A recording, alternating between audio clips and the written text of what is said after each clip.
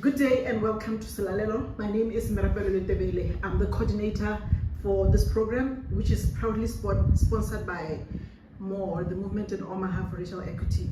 Today we are having a very necessary conversation about Botswana's economy. Many citizens in this country, we hear the language of growth, stability, and it no longer matches our daily lives. Jobs are scarce, costs are rising, and I think the confidence of the people is fading. It's getting a little scary. So February, we know that the national budget is approaching, and I think this is the moment to ask hard questions.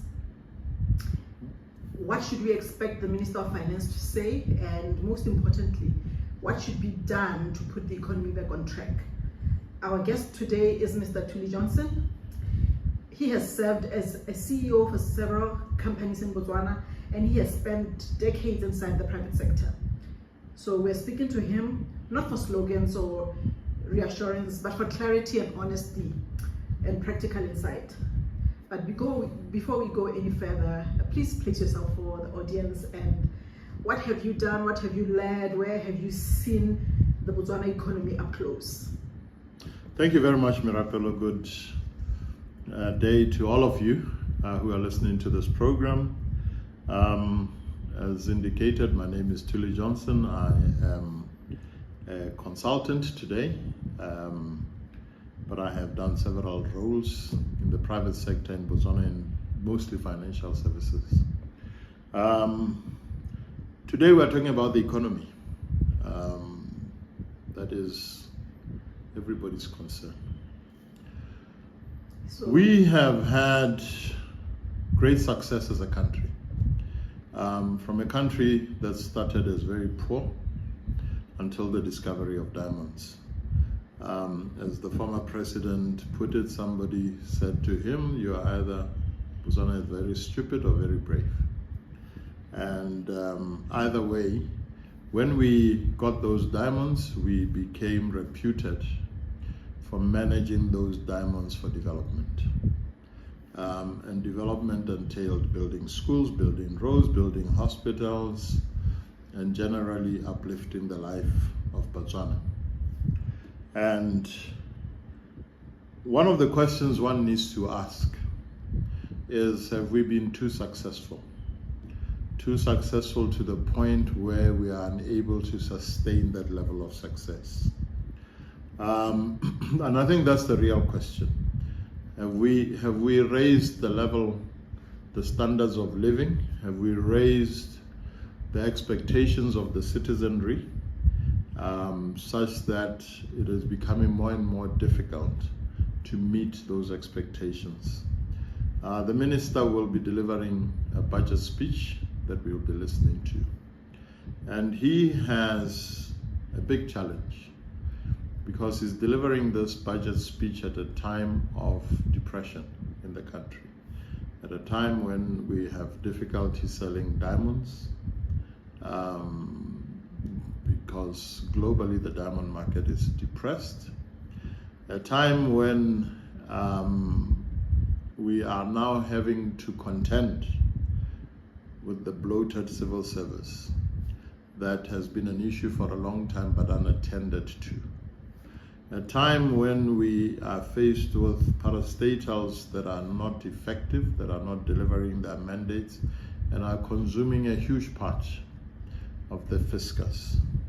A time when government enterprise is actually stifling private sector enterprise, where some of the government parastatals have become large conglomerates, eating up an entire value chain in the sectors that they're involved in, and making it difficult for private enterprise to play a part in our country. A time when our young are unemployed, and the more we produce out of university and out of our schools, the more we place unemployment into our economy. A time when the healthcare system has collapsed, a time when the public education system has collapsed, a time when the road infrastructure is getting destroyed. So there are many challenges for the minister to give us hope, to give us new direction. Okay, so now you have said that the country has been a little bit more successful than, I don't know what it should have been, maybe, I don't know, and you have listed all these problems that are currently engulfing the country. Now, what is the true state of Botswana's economy right now? What exactly has Botswana entered that period of economic collapse, or are we inching towards it? What's the real situation? With any economy, there are two sides of the coin. The one side is revenue, and the other side is expenditure. And anytime you cannot balance revenue and expenditure, you have a problem. As you know, if you have more revenue than you have expenditure, you can generate savings. But if you have more expenditure than you have revenue, then you are forced to borrow to sustain any level of expenditure. But also one of the challenges we have, and I think that the new government found, is that there are certain things that lock in your income, your expenses. Your expenses related to perpetual expenses, e.g., the public service. You have to pay salaries every month with the public service. So no matter what revenue you make, you have to put that money aside.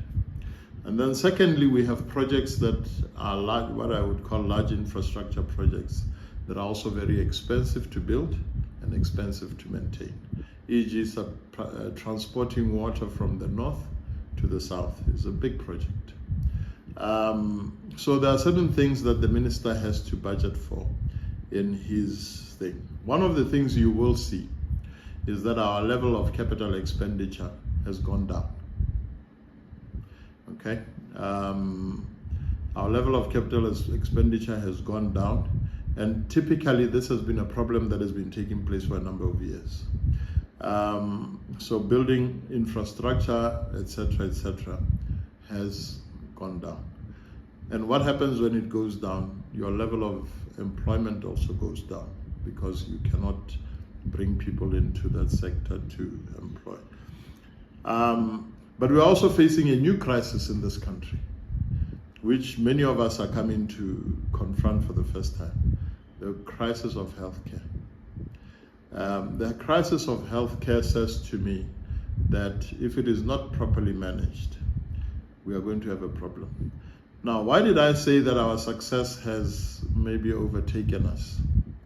Is that there are many things that we did purely because we had the money to do it, but actually were not sustainable, okay, in supporting the citizenry. For instance, providing public education, providing free university education, providing free healthcare, free services is a problem, because there's no means test in Botswana. Nobody says we will provide it to those that cannot afford. Those that can afford must do so. People have medical aid, but they can still access public health care for free. People can afford, there are people that can afford, for lack of a better word, private education. Or that we should pay for the education that is in the public sector, so that there's money in the public education sector, so that there's money in the public health system. And only those that cannot afford it through a means test must then be supported. And I hope that this government will start moving towards that, because we do not have the money to do the things that we have done before. Every budget has its real priorities. So do you expect this budget to protect the status quo, the state or the private sector, or just ordinary Botswana? I mean, everybody, the World Bank, IMF, everybody has been talking about Botswana's civil service, for instance. And do you see the government just maintaining the status quo? I don't see the government maintaining the status quo, but at the same time, I don't see this ship turning as quickly as we'd like it to turn. This is a big ship that you need to turn. You need to turn it by clear policy guidelines and policy statements. The government needs to focus on a few areas rather than try and be all things to all people. So we need much better clarity of where the priorities are going to be. And by the way, there should be 2 or 3 major priorities rather than 20 priorities. If we understand where we're going as a country, that'll be better. And I believe that the first focus must be on growing the private sector. Growing the private sector by diminishing the public sector. In other words, reducing the size of the public sector. Taking away a lot of the parastatals that are ineffective and ineffectual. Allowing more private enterprise to provide services to Botswana than government doing it itself. And therefore, it will allow the government to start reducing its own expenditure for all of these programs that it has in place, and allow the private sector to take up a lot of this and to start trading in itself. One of the key issues about any economy is what is called the secondary market. Okay, Botswana still trades a lot in the primary market. There's no trade and exchange between citizens that's happening because there's not much private enterprise taking place in our economy. That is one of the issues we need. The second issue that we need is this behemoth called South Africa. We suffer from the proximity of South Africa and its development, because in the past it's been very easy for us to get goods out of South Africa. But we also have a second behemoth, which is China, because they are also able to produce cheaper than many of us can. So these two twin challenges are also what is constraining the private sector. But we need to look at how, for instance, we can continue to grow the manufacturing base in Botswana. So currently, let me take agriculture, for instance. Agriculture, we grow food, okay? But it is typical of every other industry that we have. We grow food, but there is no manufacturing within that sector, okay? There's no canning, there's no processing, there's nothing that is taking place. And so that industry of agriculture, it doesn't move forward. It doesn't move forward because the nature of the challenge is that we're still trying just to grow food. Instead of trying to grow food and creating market opportunities for the people that grow food to have markets that they can sell into. Okay, so these are just some of the strategic issues that we need to look at. If you look at it, it's across the sector. We've tried to focus on how we can leverage the diamond sector. Maybe it's a very obvious one.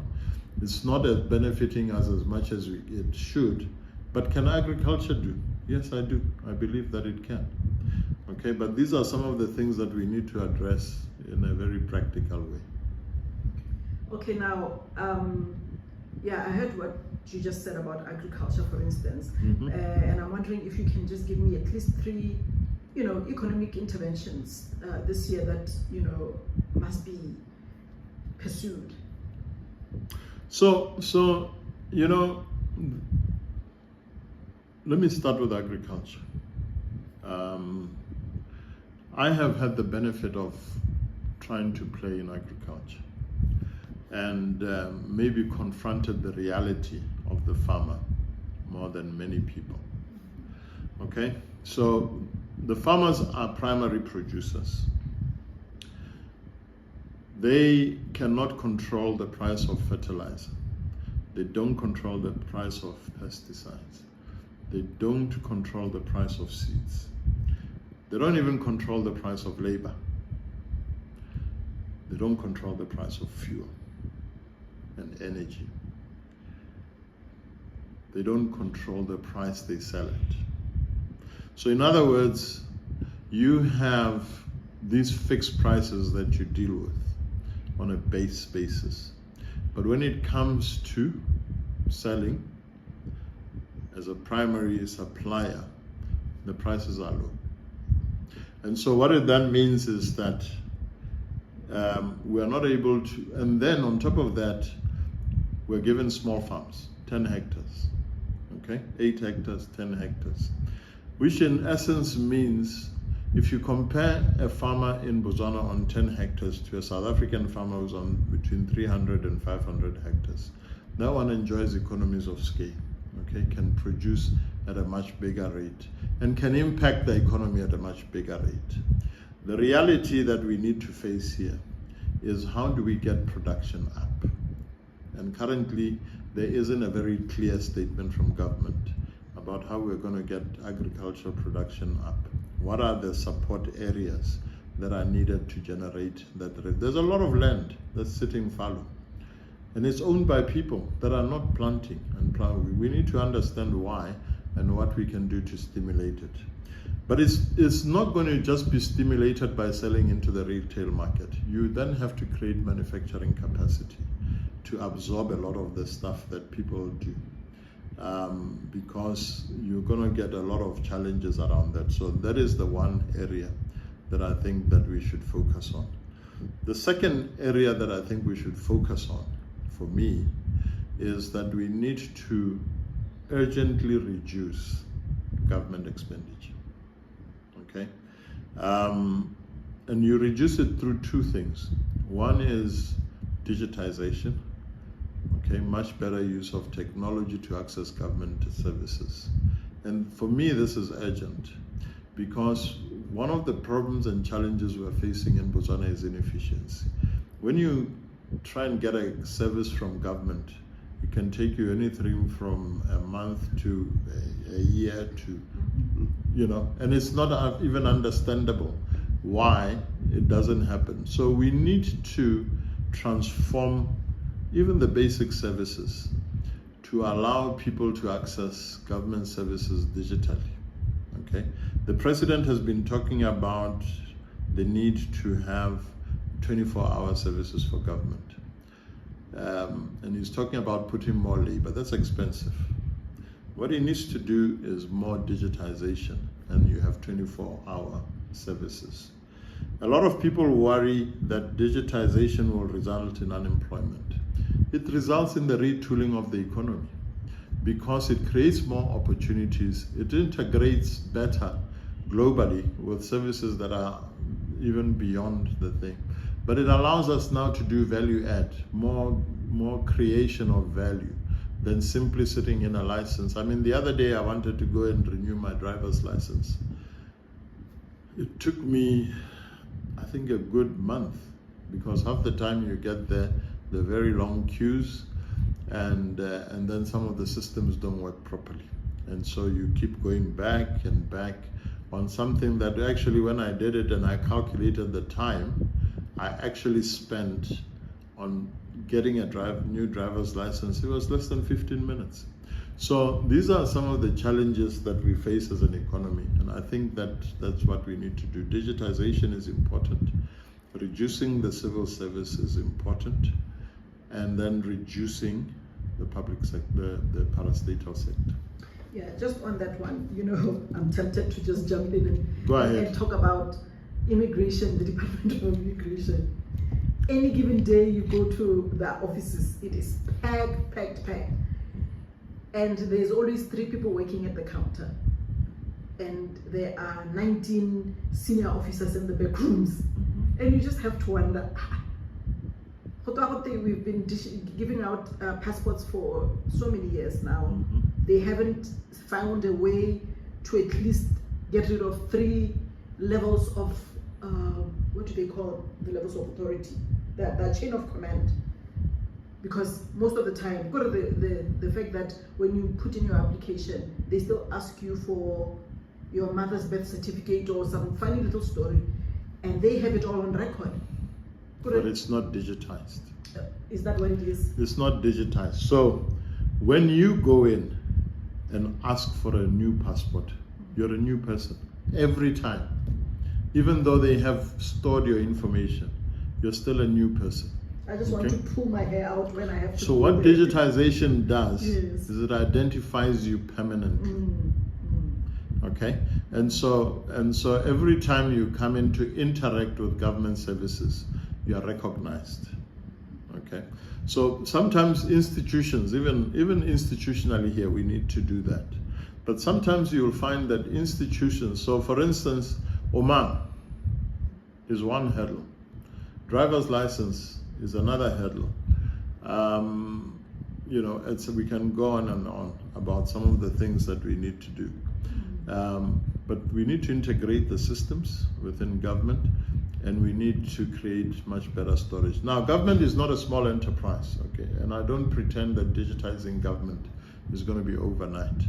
But there needs to be a clear strategy to begin that process and to do it most effectively. One of the other things that bugs me with government that the minister needs to address is the whole issue of procurement, government procurement. Government procures everything expensively. Everything expensively. They don't negotiate. It's almost like they're built to buy things expensively. So they come up with all these governance rules around there must be 3 quotations, 4 quotations, but they are unable to crack this, for lack of a better word, procurement mafia, where you end up spending a huge amount of money on medications, on road transport, on building, on anything. And so they need to re-look at government procurement. And that is why many times it is better to have enterprises, things being done by the private sector, and you focus on the delivery of value, okay? And you focus on the delivery to the impoverished, etc., etc. That's where government should play. Government should be playing on the social space of trying to uplift lives instead of trying to provide services to everybody. Well, you've answered at least 3 or 4 questions I had in advance, so you're making me leap forward. And so let's just talk about the private sector then, as you've already started to introduce it. So what is the real reason why, or some of the biggest reasons why investors hesitate to invest in Botswana? We go out there to lure them, but they're not coming. There are a number of reasons. Obviously, size of market is important. You see, the world has become, what do you call it? The world has become a small place. So the good old term that we used to say that we are a hidden gem, we're not a hidden gem. Okay? 1. 2 is the level of inefficiency in the system. Discourages people. So to obtain a license takes forever. To even begin to trade takes forever. A young man called me yesterday and said he wanted to find some premises for his business, and he was asking me to help him with that space. I asked him whether he had obtained funding, and he said he was going to approach CEDA for funding. Now, one of the challenges is how long does it take CEDA to approve funding? Okay, that is the elephant in the room if you're a business person, because he's saying on the one side he needs premises, and I'm saying to him, well, if you can guarantee yourself that in a month CEDA will have approved your facility, if you've done the numbers and it's profitable, then in my view, then you should go in and get that property. But if it's not going to take a month, it means you must find the money, the security deposit plus the rental money, to pay while you're waiting for the debt. That consumes more money. That is a hindrance to enterprise. Okay, so there are certain things, really our speed of decision making in our country needs to improve. I think that is one of the areas, for me, efficiency is very important. And right there, just right there, somewhere in the middle of what you just said, what do you think the government still misunderstands about how the private sector actually works? I had hoped that one of the fundamental changes that we will face, and I'm asking the minister to consider that, is that even where government has programs that it wants to implement them through the private sector. Create efficiency in the system. Because you see, if you tender something out or you ask somebody else to put it, and you are the arbiter of how quickly they do it, how effectively they do it, how efficiently they do it, it is actually, you're actually a private sector person is more likely to want to retain the business by being efficient than a government department or a parastatal. And I'm sorry to say, many of our parastatals have become grossly inefficient. The governance processes that they put in place, many times it's almost like you don't even trust one another. So there's a checker of a checker of a checker of a checker. So by the time you come and make a decision, there's been 5 or 6 different layers. That doesn't happen in the private sector. In the private sector, people make decisions much quicker. They assess risk much quicker and are probably more effective. And there's penalties for not assessing risk properly in the private sector. You lose money and you go out of business. Okay, but government, look at all these parastatals that continue to make losses, that government has continued to support and sustain. So for me, I don't think that there's a case today, whether it's the airline, whether it's BMC, whether it's railways, whether it's energy, whether it's water, I don't think there's a case today for government to provide those services. I don't think there's a case today. So my next question is, we know that economic failure doesn't just show up, it also shows up socially, if I might say. And we know that in Botswana we have one of the widest gaps between the rich and the poor. So do you think that state is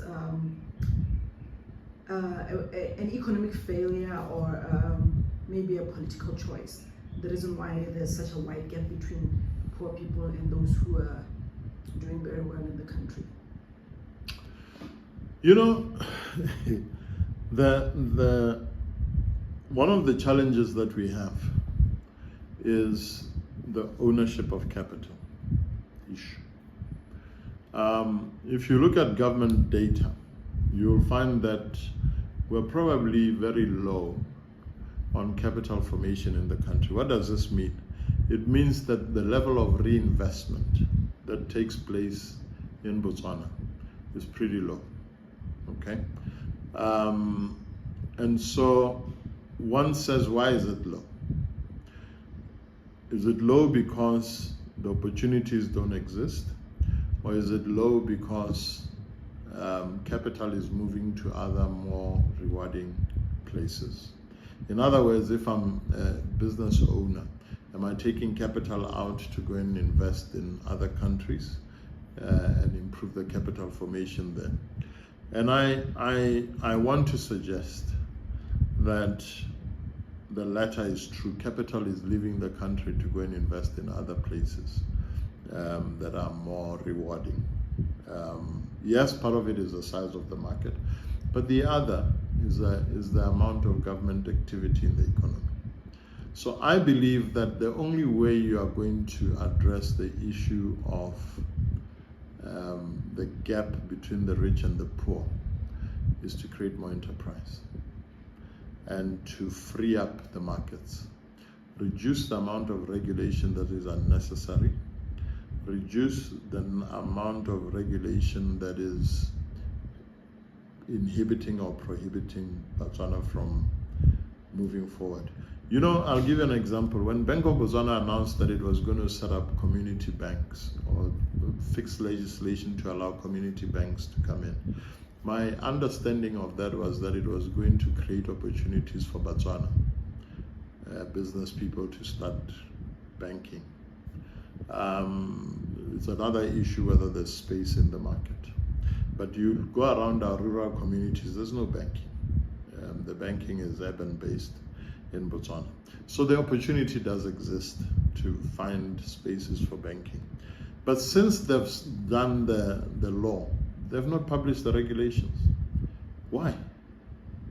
You understand? So there are many things that we can do that would be enabling that don't happen. You know, after COVID, there was an economic recovery transformation plan, and one of them was that there would be market centers to buy produce from farmers, so that and it hasn't taken place. Why? So there are a number of things. The answers are there. The answers are there. There are documents and documents of the things that we should be doing to transform this economy, to move it forward. But the political will doesn't exist. And so with a new government, I'm hoping that they see that the only window of opportunity for them is to radically change the shape of the economy. Because if they continue along the path that they're continuing, government will continue to suck up the entire budget. It'll make more and more demands. They're borrowing more, so the interest requirement to pay back now is also going to grow up, increase, which means that it's also going to eat into the fiscus. The biggest revenue earner for us, which is the diamond industry, is also under challenge technologically. Because there was a time in the 70s and 80s where they were talking about artificial diamonds. But that conversation wasn't moving forward because at the time maybe the developments were very rudimentary.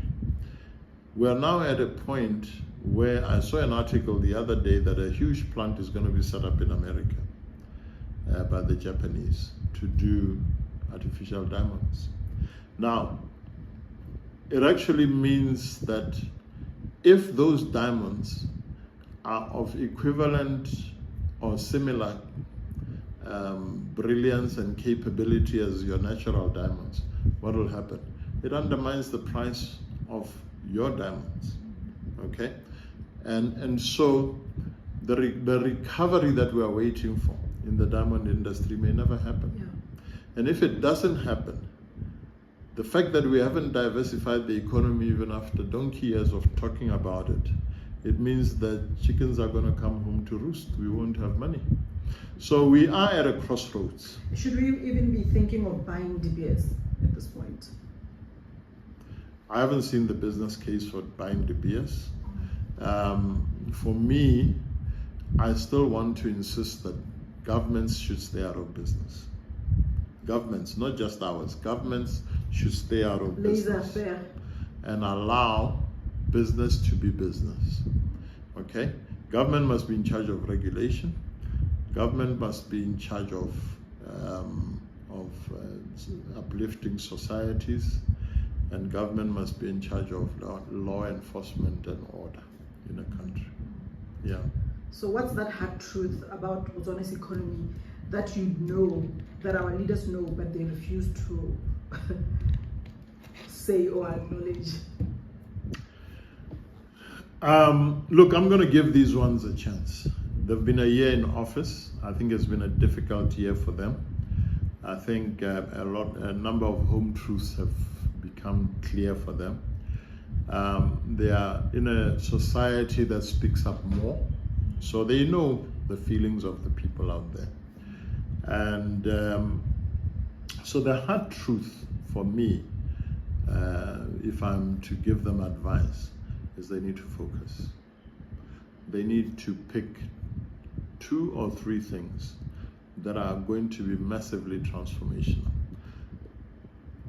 I have no doubt that some of the things that I'm suggesting are going to result in pain.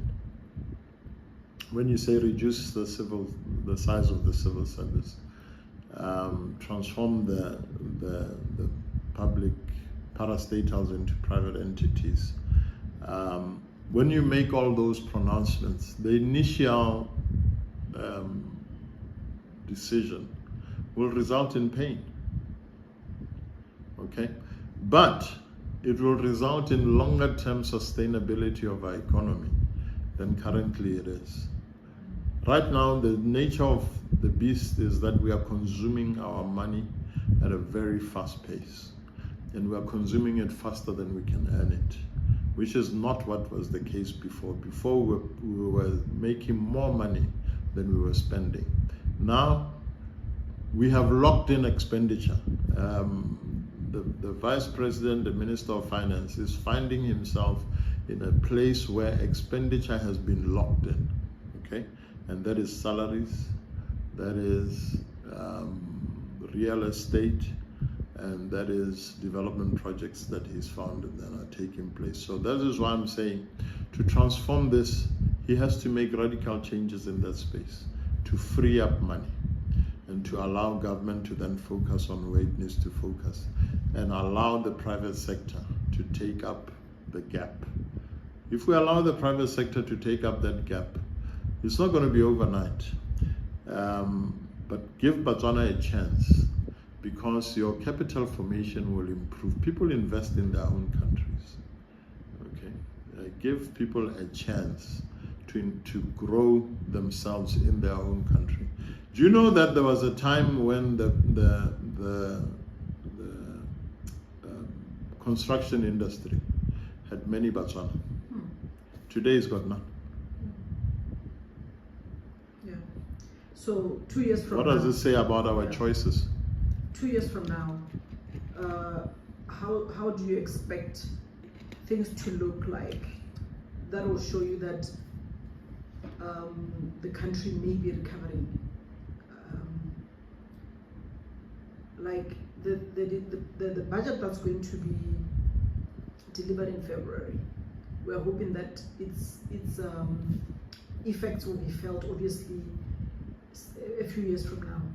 And I just picked two randomly. So what sort of things would you expect to see in order for you to believe that now we're getting back on track, or we're beginning to look to get back on track? It will be very difficult to say what are we going to. I think that our world as Botswana has changed. And we also have to accept some of those realities. We're going to have to carry the economy more. I see tax rates going up because we're going to have to carry the economy more. Tax compliance going. Did you see the yellow paper? Yes. But I see that as a longer term thing. I see tax compliance requirements going up. Okay, so enforcement of going up. I see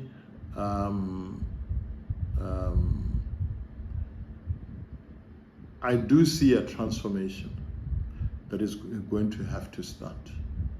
So I pray that the government is serious around digitization, because they are talking about digitization. I've seen the BTAP plan.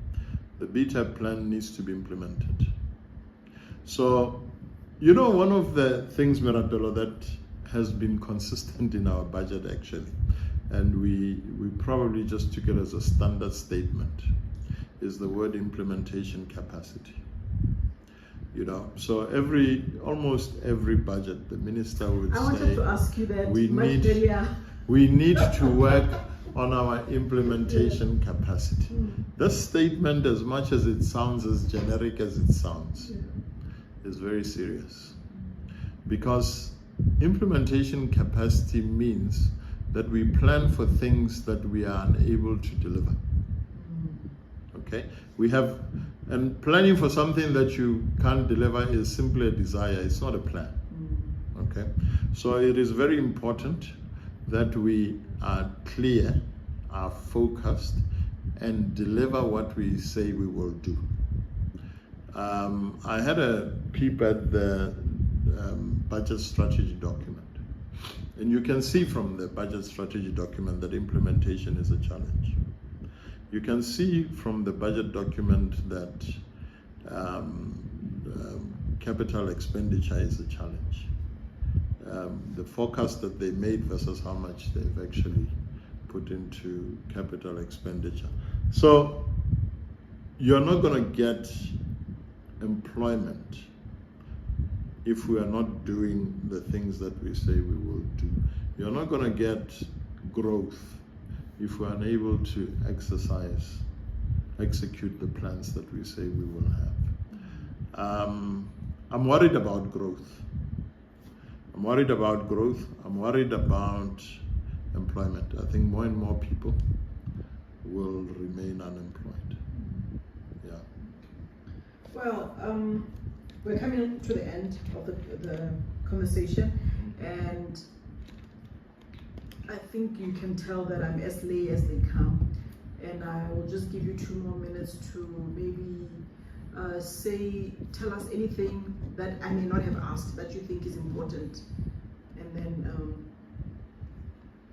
we will then end the interview. Well, I think staying lay is good. It's good because it means we communicate simply to people instead of trying to be complex in our view. But I think what is important now is there's another elephant in the room that we haven't spoken about that I want to talk about: corruption. Corruption, I don't know whether there's anybody who's done some research on the cost of corruption in our economy today. And I see in the media and everywhere else, we focus on leader corruption. And that's fine, because as they say, if it rots from the head, you're in big trouble. Okay? But our corruption has permeated society. It's gone to all levels of society. And one of the theories is once you have it, you can't get rid of it. So don't let it take root. The Singapore model is don't let it take root. So they're very harsh on corruption. Okay. You know that the Chinese government is very harsh on corruption. Because they say if you allow it to take root. Many of the governments globally have now taken a very hard stand on corruption, including corruption so people used to stop doing briberies in their own country, but they'd come and bribe the rest of us in the third world. And so many governments have ensured that they stop that practice of their people being corrupt elsewhere. We were corrupt free for a long time, but we are not. And the amount of corrupt money that has been lost through corruption is massive, in my view. I haven't done any research. So that is one of the priorities that we must have, is to stop corruption, is to take a very deliberate act to stop corruption, to reward good behavior and stop corruption. And it's corruption in different forms and shapes. But one of the problems that we have succeeded in doing is undermining our institutions by ensuring that we put in weak people that cannot fight and defend those institutions against corruption, or lay the red carpet for corruption. So we need to address that in our economy, because no matter what great plans you have, if corruption is rife in the country, in fact, the more you grow the private sector, hopefully you will reduce the amount of corruption, because it tends to be people in government procuring services that's where the corruption tends to take place. So again, in my view, if you reshape the economy, you may be able to address some of these, but we also need to be much better with law enforcement. I think our law enforcement around corruption issues, and maybe I'll say it too many times, the digital space allows you so much ability to track everything that it is the place to go. Today you can get into a lodge just by bringing cash. You can't do that in many economies globally. Because they say if you're going to pay cash, there's no tracing whether I've been there or not. And the consequences are massive for the economy. Yeah. So yeah, I think in my view, look, let's wait for the budget. I believe that the minister is a lot more aware than in his first budget of what his priorities are. And I also know that people like the World Bank and the IMF have stuck their noses more into our business because they are concerned. Actually, yeah, I about was some going to of the ask you about issues. that. I was going to ask you that, Nare, how come these days we get commentaries from the IMF every week? They are always rebutting every little action that the government is taking. Well, I think that, you see, what has happened in the past, the IMF, World Bank, is that we have been considered a compliant economy. Yeah. Okay, we've lived within our limits. Statutory lending has been managed. We've been saving money throughout the process. We've balanced our budgets. Essentially, there was a point where we balanced our budgets because, again, we got back into this game of not spending the budget that we had because of this implementation capacity. But they did warn us about the implementation capacity. They did warn us about the size of the civil service. They did warn us about ineffective parastatals. They did warn us about the level of capital formation. So I think the fact that they are now louder is because these things have come to pass. And so they are now probably less engaging in the background to be more forthright about how they are engaging with us, and probably feel that we are not listening enough to the advice, or we haven't been listening enough to the advice, and so the chickens have come home to roost. So do you think what's happening, the geopolitics now, will they have any bearing in our future? Do you think, sometimes I'm just wondering to myself, are African countries going to get kicked out of, the financial systems? And if they do, are we going to align with the BRICS? What are we going to do as Botswana? What do you think we're going to do? The geopolitical situation is always impactful. It's always impactful, especially if you are relying on exports. Okay, it makes a difference. So the Trump tariffs, for instance, do have an impact, whether we like it or not. They create a lot more uncertainty. They create a lot more panic in the global markets. And so investment is also impacted, because when markets panic, people are not sure what's going to happen to their investments. I think the world is probably waiting for Trump to move on to see what will happen, because with Trump, I think there's been so much disturbance of the way people are used to things. Now, some of them are things that probably should have been challenged. Maybe the way of challenge is what is difficult, but the WTO rules and things like that, I think, for me, there's levels of unfairness in them that needed to be challenged. But I think also, if you look at global arrangements and some of the wars that take place today, the underlying issues are always economic. Okay? So at the end of the day, one has to say, how do you sustain your own economy in this myriad of issues?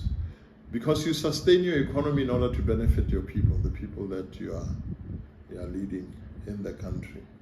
And so geopolitics plays a big role And we have to be switched on with respect to understanding that geopolitical environment and where we sit and where we play. In the old days, we used to have something called non-aligned movement, where some countries chose when there was a stark and dark difference between the East and the West. The world has merged. Even the countries that were considered to be communist countries, that depressing growth, depressing their citizens.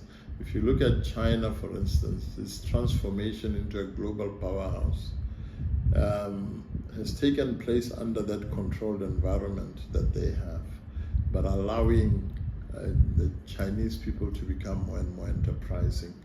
And China became a production warehouse for the US economy and for Europe. So now they're benefiting from it, okay? But at the end of the day, the question is, how does America continue to sustain the US dollar as a global currency? Because remember, there are also other things like crypto.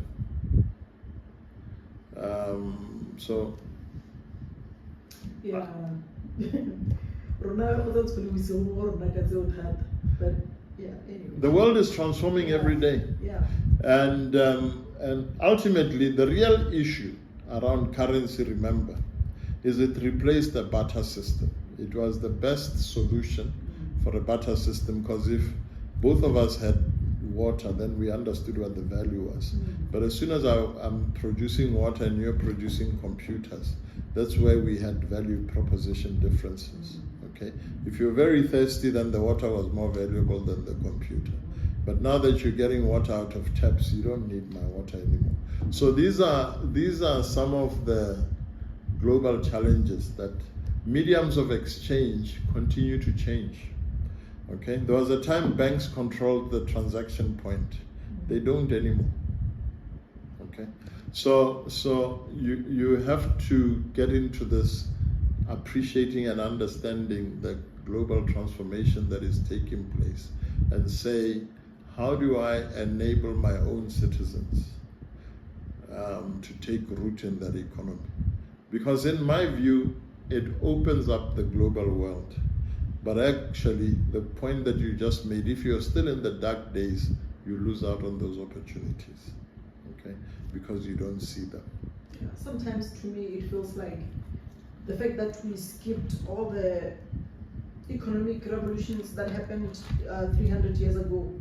Botswana, we're even failing. When you were talking about fertilizers for farmers and things like that, I was like, I think sometimes, okay, when you talk about government and governance, I totally get it, and I really wish that they could digitize everything.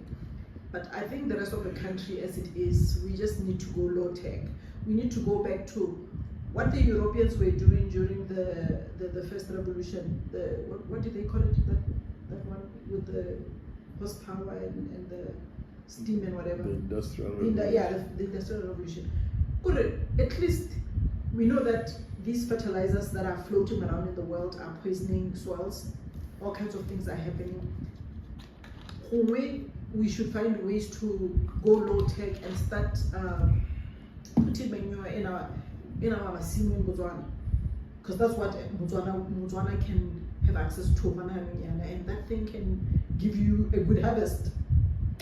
Yes and no. So let's take BMC. Okay, BMC relies on the farmer. Yeah. Farming practices, etc., etc. And let's say our farmers have remained generally flat in terms of development in the industry. And yet, the consumer has changed. You see? So the economies that were able to transform the consumer and understand the consumer have continued to benefit. So if you look at the Brazilians, the Argentinians, the Australians, the people that are the Texans, the people that produce cattle, okay, that have continued to dominate the global market space. And we who have been unable to leverage our capability and grow it into those markets is because we were not able to track consumer changes, and we were not able to respond to those. Even when we tracked them, we were not able to respond, and we were not able to be strategic enough to understand the game that we wanted to play. So you set up in a situation where you're still producing meat, but actually there's no value for your meat compared to the other guy, and your access to the markets is constrained by the fact that you are not able to manage your agriculture sector. Why are you not able to manage your agriculture sector? We built big cordons, I get the zone 1, zone 2, zone 3. Zone 1, zone 2, zone 3 were supposed to replicate a farming environment. But we wanted to continue to have Meraka in that space. And Meraka have constrained us from moving forward. You see? So our productivity at BMC has gone down because we are not able to get enough cattle. We're sporadic in our supply to the European thing because we have to shut down for FMD and other things. Whereas if we had locked these things into proper farms and then pushed our farmers to grow their stock and pushed the BMC to respond like any other business does to market demands, there'd be a change, there'd be a transformation. But we've let it collapse because we did what? We want to continue with this cattle husbanding process in Iraq, and it's not benefiting us, And you can go to other areas that are a challenge. Look at the land tenure system that we have in the country. Okay, it's a fallacy to say that somebody who has freehold title is the same as somebody who has communal title. Somebody who has communal title only has use. It's not tradable. Yeah. Whereas this person has a tradable asset. You are talking about the differences between the rich and the poor. Those are some of the things. If you don't standardize land tenure in this country and allow Botswana to own land that they can trade and use reasonably in a way that grows their wealth, then nothing is going to happen, I'm getting depressed. Yeah, there are certain things that we think are who we are, when they're the ones that are holding us back, you see. And I know that if you go to, this debate, for instance, on land tenure has been going on for a long time. And I'm told they are now coming up with something called I can't remember the word for it, but that it gives you perpetual use. Perpetual use of something that doesn't belong to you benefits you nil. You want freehold. What is difficult? So I used to be a banker, and we had two facilities. One is a mortgage that is easy to give you in an urban area. And let's argue that the rate of mortgage was 15%. Okay? But I also had a loan, an unsecured facility that was double the rate because it was unsecured, but also of lower level because of the risk associated with it. So the same person, you could get a mortgage for your property to build a house in Broadhurst, okay? But you couldn't get a mortgage, the same person couldn't get a mortgage to build a house in Soro because of the land tenure. Yeah. So to build a house in Soro, you either have to fund it yourself or you go and take this expensive loan to build.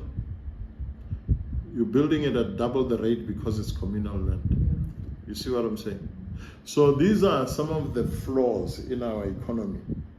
Now, if I'm talking about Merabelo building these two properties, maybe I'm not talking about the right person. So the right person is Merabelo is an executive and builds a mortgaged house. Okay? and I'm B level, A, B, C in government, and I have a rural plot, and I work in Soroe. I actually live there, I work there in the council or whatever, and I want to build a house in Soroe. So I end up having to take this expensive loan to go and build. And you are surprised that I'm not getting wealthy. I've also built this property that now has no value. And you also know our development ethos.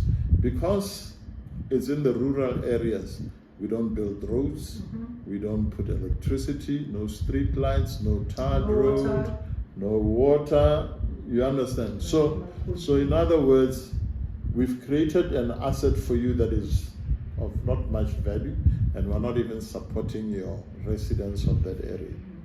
You know, somebody was telling me Malabapulane in Soroe, they couldn't even move, they had to Tabagadi to Congo, one or a thing. It's the reality of our development model. And these are some of the things that we have to change, you know. And it's not easy, it's expensive. I'm not saying it's cheap, but it's expensive. But it's a challenge.